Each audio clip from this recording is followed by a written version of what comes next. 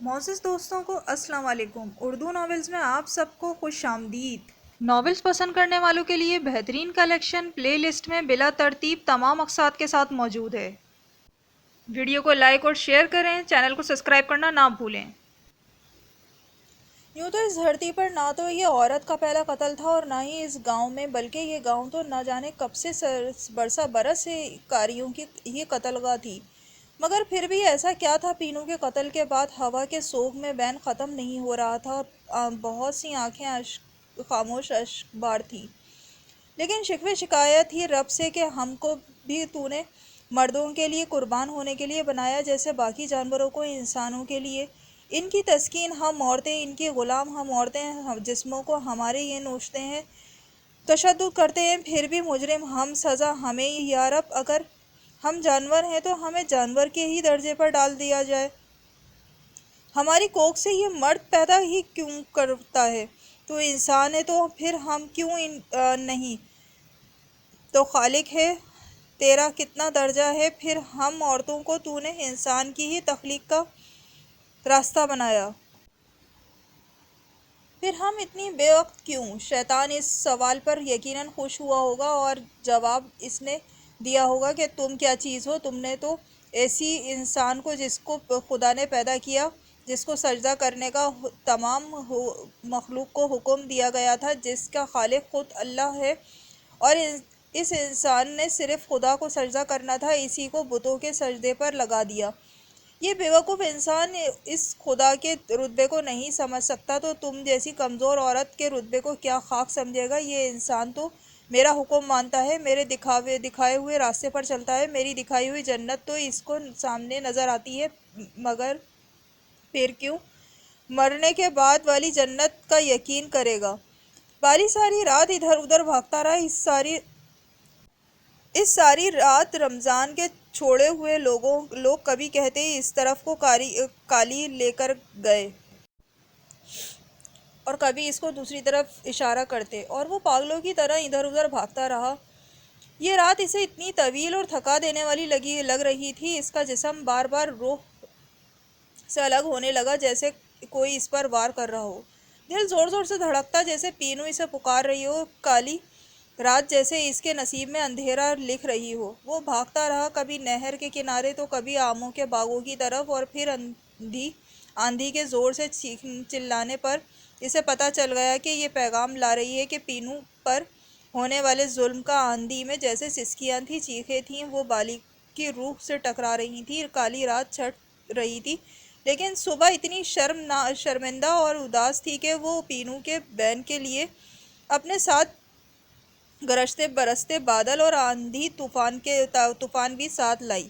بالی بھاگتا رہا تھا، بالآخر وہ اس پتھر کے قریب پہنچ گیا جہاں پینو کو قتل نہیں ٹکڑے کیے گئے تھے۔ اس کا خون بھی وہاں پر موجود تھا اور پتھر پر کلہاڑیوں کے نشان بھی۔ بالی نے پتھر کو چوما اور اس پتھر کے گلے لگ کر اتنی زور زور سے رویا کہ آسمان بھی ساتھ رونا شروع ہو گیا۔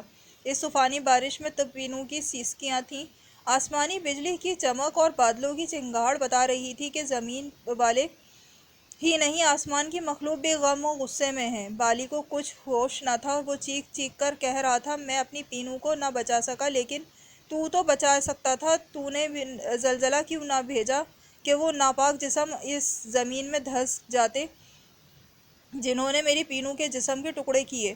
تو نے ان پر جو میری پینو پر ٹوٹ پڑے تھے، آسمان سے بجلی کیوں نہ گرائی؟ وہ تو ہر پل تیرا ذکر کرتی تھی، پھر کیوں مرنے دیا؟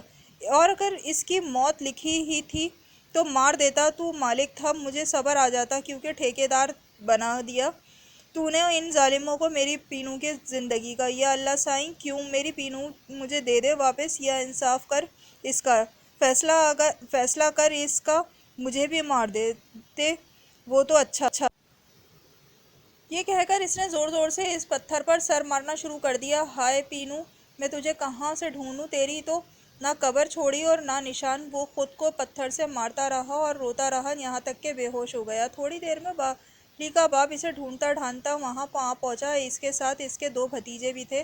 ارجن کے کپڑے بارش سے مکمل تو طور پر بھیگ گئے تھے، مگر اس کے سر سے پانی بہہ کر اس کے جسم سے ہوتا ہوا زمین میں بہہ رہا تھا۔ ان میں سے ایک نے کہا، میں نے کہا تھا نا چچا یہ یہاں ہوگا، اوئے اس کا تو خون نکل رہا ہے۔ بالی کے باپ نے روتے ہوئے کہا۔ بیٹے کے خون پر باپ کا دل تڑپ اٹھا۔ اٹھ بالی پتر اٹھ جا، چاچا تو بے ہوش ہے، اس کا تو بہت خون بہہ گیا ہے، اوئے جا جلدی سے چارپائی لا، ایسے اٹھانا مشکل ہوگا۔ بالی کا باپ کھیت میں پانی سے بھری زمین پر بیٹھ گیا اور بالی کا سر اپنی گود میں رکھ لیا۔ اوئے بالی آنکھیں کھول، اوئے بالی۔ بالی نے ہلکی سی آنکھیں کھولیں اور بند کر لیں۔ ان آنکھوں میں ڈھیروں شکوے تھے اپنے باپ سے، دکھ اور اذیت میں اپنے بیٹے کو دیکھ کر اس کا باپ کا کلیجہ منہ کو آ رہا تھا۔ بالی مجھے معاف کر دے پتر، میں مجبور تھا۔ بالی کا باپ ہاتھ جوڑے نیم بے ہوش بیٹے سے کہہ رہا تھا، تجھے مارنے کی دھمکی دی گئی تھی رمضان نے، اور ساتھ ہی گاؤں سے نکال کر باپ دادا کی زمین سے بے دخل کی۔ میں مجبور تھا، ہم کچھ بھی کر لیتے، انہوں نے مارنا تو تھا ہی۔ وہ صرف میری بہو تو نہیں تھی، بھتیجی بھی تو تھی، بھتیجی بھی وہ جو بیٹیوں سے بڑھ کر۔ یہ کہہ کر بالی کا باپ پھوٹ پھوٹ کر رو رہا تھا۔ رمضان رات والے واقعے کے بعد گھر جانے کے بجائے سردار کے ڈیرے پر چلا گیا اور کاکے حقہ گرم کرنے کا کہا۔ کاکا ڈیرے پر رہتا تھا اور سردار کے مہمانوں کے لیے چائے وغیرہ کا انتظام کرتا تھا، حقہ گرم کرتا اور ڈیرے کے دوسرے کام نپٹاتا۔ کاکے نے رمضان کے کپڑوں کی طرف دیکھا جس پر انتہائی گیلے ہونے کے باوجود خون کے نشانات تھے۔ وہ سمجھ گیا کہ رات کی کالک کو کالی کے خون سے لال کیا گیا تھا، تبھی تو رات صرف سیاہ نہیں سرخ بھی تھی۔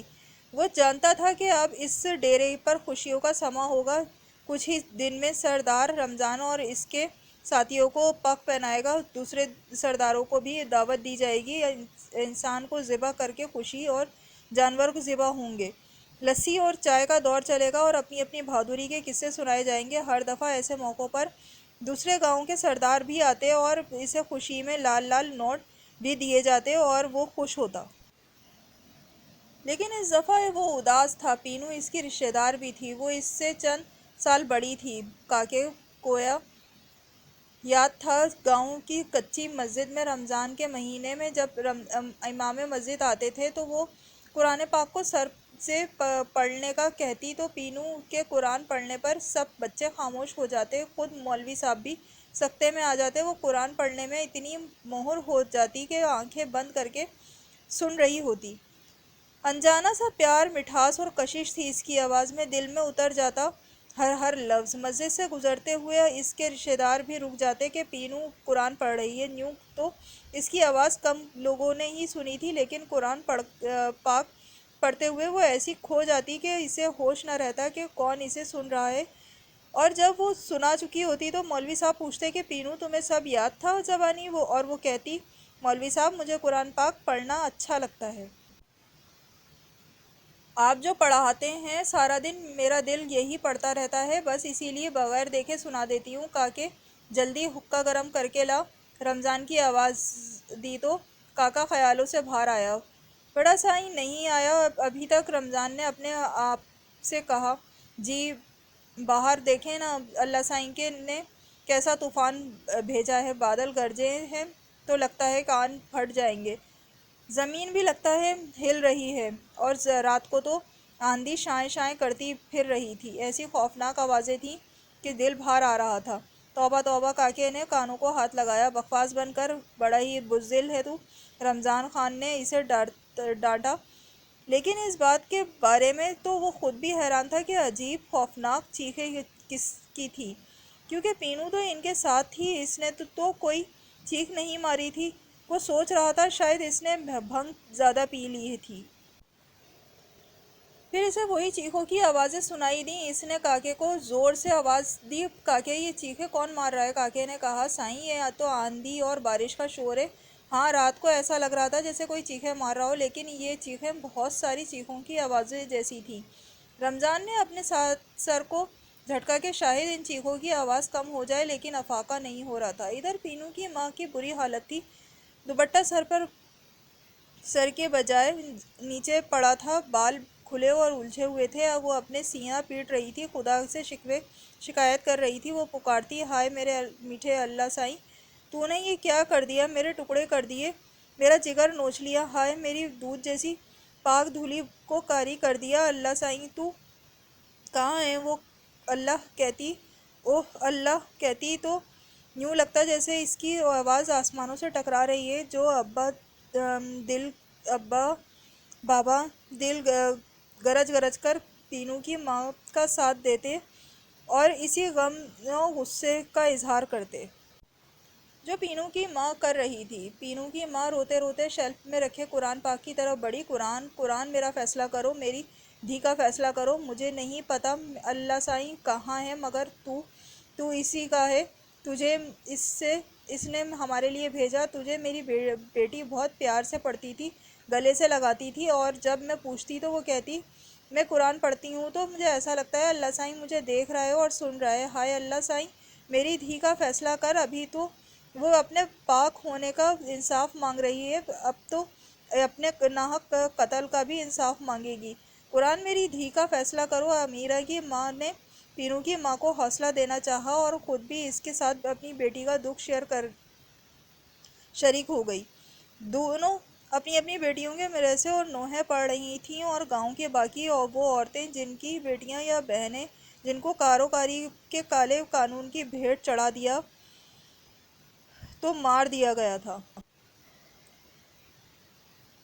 یا سردار کے ڈیروں پر بولی لگا کر اس کا منہ کالا کر کے کسی بھیڑ بکری کی طرح اس کو کسی اور کے حوالے کر دیا جاتا، اور لے جانے والا یا تو زندگی کی آخری سانسیں گن رہا ہوتا یا پھر کسی پاگل کی بیوی بنا کر انہیں زندگی بھر کی سزائیں دی جاتی، یا پھر کسی معذور کے نکاح میں دے دیا جاتا جہاں پوری زندگی وہ اس کی خدمت کرتی۔ اس طرح دو کام ہو جاتے، ایک یہ کہ سردار کو اس قتل نہ کر کے کچھ رقم مل جاتی جو کہ وہ دوسری پارٹی سے وصول کرتا، اور دوسرا یہ کہ مر کر تو کالی کو صرف ایک سزا ملتی، یہاں پر تو اسے روز مرنا پڑے گا۔ کسی دوسرے کی نکاح میں دینے سے پہلے شادی شدہ خواتین کے شوہر کی طلاق کی بھی زحمت نہیں کی جاتی، بقول سرداروں کے کہ کاری کا سابقہ نکاح ویسے ہی ٹوٹ جاتا ہے، دودھ پیتے بچوں کی ماؤں سے چھین کر الگ کر دیا جاتا ہے، ماں سے الگ ہو کر وہ رو رو کر ہلکان ہو رہا ہوتا ہے، جبکہ اس کی ماں کو سردار کے حوالے کر دیا جاتا ہے، جہاں وہ اس کی سانسوں اور زندگی کا فیصلہ سناتا ہے، اور عورت کے لیے چاہے قتل کا فیصلہ ہو یا غلامی کی طرح بک کر، دونوں صورتوں میں گلے میں طوق وہی کاری کا ہی پہنایا جاتا ہے۔ پھر یہ یاد نہ رہتا ہے کہ کون تھی، اس کا اصلی نام کیا تھا، یاد رہتا ہے تو بس یہ کہ مر گئی تو کاری، اور اگر موت سے بدتر زندگی جی رہی ہے تب بھی وہ کالی ہی کے نام سے پکاری جاتی ہے۔ پولیس سردار کے ڈیرے پر آ چکی تھی، سب کچھ تو پہلے سے ہی طے تھا، نہ تو پولیس اس ڈیرے پر پہلی دفعہ آئی تھی اور نہ ہی یہ واقعہ تھا۔ سردار نے ایس ایچ او کو دیکھا، ہاں بھائی کتنے دن میں ہمارے شیر باہر ہوں گے؟ سائیں آپ کو تو پتہ ہے آج کل تھوڑی سختی ہو رہی ہے، لیکن یہ شریعت آخر کس دن کام آئے گی؟ کچھ آئی جی او پیچھے پڑے ہوئے ہیں، بڑے عورتوں کے حقوق کی باتیں کرتے ہیں، لیکن ایسا ہو نہیں سکتا کہ وہ کامیاب ہو جائیں۔ ہمارے مولوی انہیں چھوڑیں گے نہیں، وہ تو ویسے بھی کہتے ہیں اب اتنی آسان موت کیوں دیتے ہو، ان گناہ کرنے والی عورتوں کو سنسار کیا کرو، ان کو سرے عام ہر آدمی، تاکہ ان کو پتھر مار کر ثواب داری حاصل کرے۔ یہ کیا بس چپکے سے ان کو مار دیتے ہیں؟ لوگوں میں کچھ خوف و ہراس چاہتے ہیں وہ، تاکہ عبرت حاصل ہو، آخر جنت یوں ہی تو نہیں مل جاتی۔ ایس ایچ او نے سردار کو صورتحال سے آگاہ کیا، لیکن ایک مسئلہ ہے سائیں کہ کاری تو مار دیا ہے، مگر غیرت کے قتل میں کالا بھی تو ہوتا ہے، اس کا کیا ہوگا؟ ہمارے چینل کو سبسکرائب کرنا نہ بھولیں پلیز۔